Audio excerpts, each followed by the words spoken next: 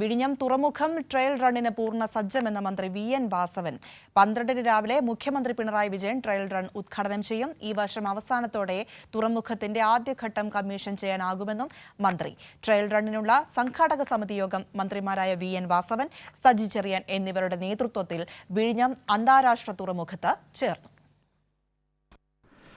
3000-ഓളം വരുന്ന കണ്ടെയ്നറുകളാണ് ആദ്യ ചരക്ക് കപ്പലിൽ വിഴിഞ്ഞം അന്താരാഷ്ട്ര തുറമുഖത്ത് എത്തുക. കണ്ടെയ്നറുകളും വഹിച്ചുള്ള ആദ്യ കപ്പൽ വിഴിഞ്ഞം തുറമുഖത്തേക്ക് പുറപ്പെട്ടു. കണ്ടെയ്നറുകൾ തുറമുഖത്ത് ഇറക്കും. ട്രയൽ റൺ ഈ മാസം 12-ന് രാവിലെയാണ് മുഖ്യമന്ത്രി ഉദ്ഘാടനം ചെയ്യുക. കേന്ദ്ര ഷിപ്പിംഗ് മന്ത്രി ചടങ്ങിൽ പങ്കെടുക്കുമെന്ന് മന്ത്രി വി.എൻ. വാസവൻ പറഞ്ഞു. ആദ്യ ക്രെയിൻ വഹിച്ചുള്ള കപ്പലിനെ സ്വീകരിച്ചതിന് സമാനമായി പൊതുജനങ്ങളും ട്രയൽ റൺ ആഘോഷ പരിപാടികളിൽ പങ്കെടുക്കും. നമ്മുടെ ഒരു സ്വപ്നം സാക്ഷാത്കരിക്കപ്പെടുന്ന നിമിഷങ്ങൾ അടുത്തുകൊണ്ടിരിക്കുന്നു.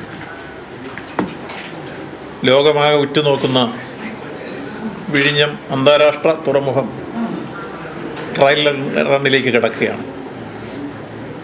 11-ാം തീയതിയോടുകൂടി ഷിപ്പ് എത്തിച്ചേരും. 12-ാം തീയതി ട്രയൽ റൺ ഇവിടെ ഉദ്ഘാടനം ചെയ്യപ്പെടും. അതോടുകൂടി നമ്മൾ നേരത്തെ പ്രഖ്യാപിച്ചിരുന്നതുപോലെ ജൂൺ മാസം അല്ലെങ്കിൽ ജൂലൈ മാസം ആദ്യം ട്രയൽ റൺ നടക്കും എന്ന നമ്മുടെ ലക്ഷ്യം സാക്ഷാത്കരിക്കപ്പെടും. തുടർന്ന് ഈ വർഷം തന്നെ നമ്മുടെ പോർട്ട് കമ്മീഷൻ ചെയ്യാൻ കഴിയും.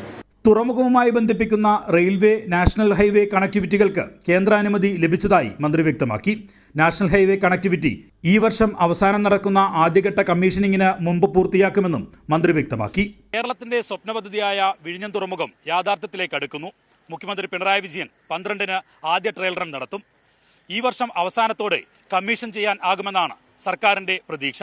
അതോടെ കേരളത്തിന്റെ വികസനത്തിൽ പുതിയൊരു പൊൻതൂവലായി മാറും വിഴിഞ്ഞം തുറമുഖം. ബിച്ചു പൂച്ചലിനൊപ്പം വിജിൻ വായാന്തോട്, കൈരളി ന്യൂസ്, തിരുവനന്തപുരം.